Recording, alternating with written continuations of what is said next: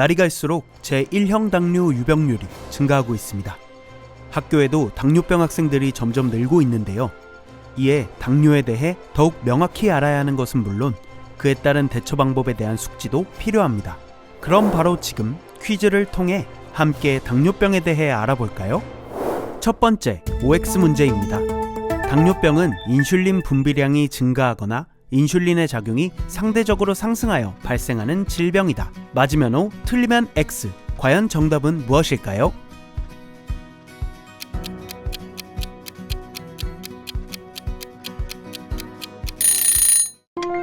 정답은 바로 X입니다.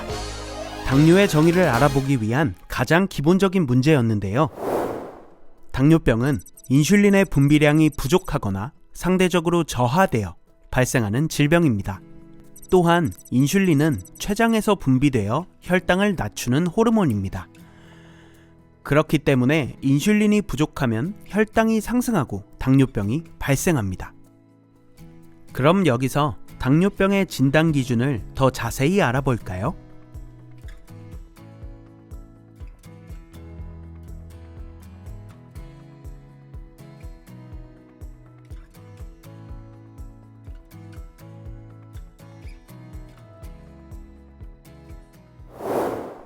두 번째 문제입니다. 이번 문제도 OX 문제입니다. 당뇨병은 제1형 당뇨병 그리고 제2형 당뇨병으로 구분할 수 있는데요. 여기서 문제입니다. 제1형 당뇨병과 제2형 당뇨병은 모두 비만과 연관성이 있다. 맞으면 O, 틀리면 X. 과연 정답은 무엇일까요?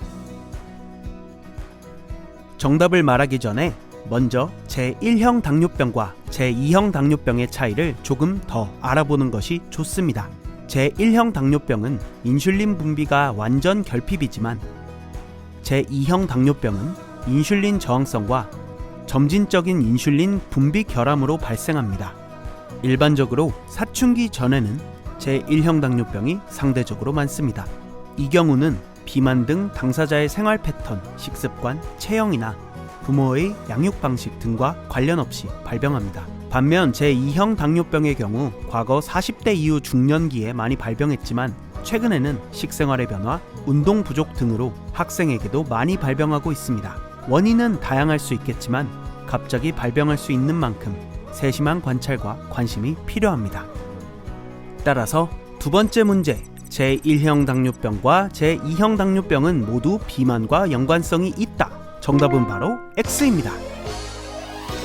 제1형 당뇨병은 생활습관이나 식습관, 체형 등과 상관없이 발병하는 만큼 적절한 인슐린 사용이 가장 중요하기 때문에 인슐린 용량을 정하기 위해 하루 최소 4회 이상 혈당을 측정해야 합니다. 최근에는 하루에 4회씩 혈당을 측정하는 불편을 해소하기 위해 연속 혈당기를 소지하기도 합니다. 그럼 바로 세 번째 문제로 넘어가 보겠습니다. 세 번째 문제는 주관식 서술형 문제입니다. 일반적으로 당뇨는 인슐린 분비가 부족한 상황이기 때문에 치료가 부족하거나 관리가 안 될 때는 당을 분해할 것들이 없어 고혈당이 위험하다고 생각할 수 있는데요. 하지만 고혈당뿐 아니라 저혈당도 위험하기 때문에 조심해야 합니다. 여기서 문제입니다. 당뇨병 환자가 저혈당이 오게 되는 원인은 다양하게 있습니다.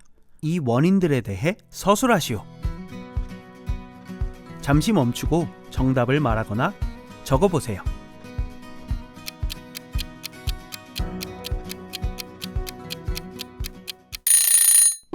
자, 정답은 바로 인슐린의 용량이 과도하거나 또는 어떠한 이유로 인슐린이 과잉 분비되거나 또는 음식 섭취가 부족하거나 또는 평소보다 신체 활동량이 늘어나는 경우 등입니다.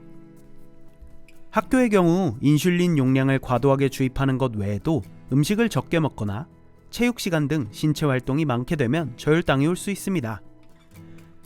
또 인슐린 주사 후 급식 시간이 늦어진 경우에도 저혈당이 올 수 있습니다. 그럼 다음 문제로 넘어가기 전에 고혈당과 저혈당의 증상에 대해 좀 더 알아볼까요? 고혈당과 저혈당은 모두 우리 학생들에게는 위험한 상황입니다. 고혈당으로 인한 증상은 서서히 나타나 학생들이 스스로 조치할 수 있는 반면 저혈당은 갑작스러운 의식 저하를 동반한 증상이 나타나기 때문에 각 증상이 어떤 게 있는지와 응급처치 방법에 대해 알고 있을 필요가 있습니다. 자, 이제 마지막 문제입니다. 지금까지는 당뇨의 기본적인 이해를 위한 문제들이었다면 이제 본격적으로 응급 상황이 발생했을 경우 어떻게 대처하면 될지를 알아보는 문제입니다. 의식이 있고 저혈당 증상을 보이는 학생의 경우에는 즉각 신체 활동을 금하고 혈당을 측정해 봐야 합니다. 이때 혈당을 측정할 수 없는 상황이라면 저혈당이라고 가정하고 혈당을 빨리 올려주는 단순당인 과일 주스, 요구르트, 사탕 등 저혈당 간식을 먹이고 휴식을 취하게 하면 됩니다. 문제 나갑니다. 다음은 저혈당 환자 발생 시 대처하는 방법에 대한 흐름도입니다. 이 중 의식이 없는 저혈당 환자를 발견한 경우 보건교사는 개별 당뇨 관리 계획에 따라 땡땡땡땡을 투여할 수 있는데요. 근육 주사를 해야 하며 투여 후 메스꺼움과 구토가 발생할 수 있는 땡땡땡땡은 무엇일까요?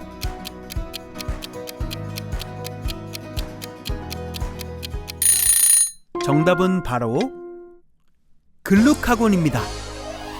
이번 문제와 같이 의식을 잃은 심한 저혈당 환자의 발생 시에는 다음과 같이 행동해야 합니다. 쓰러진 학생이 다친 곳은 없는지, 그리고 숨을 쉬는데 문제가 없도록 기도를 확보하는 것이 우선시되어야 합니다.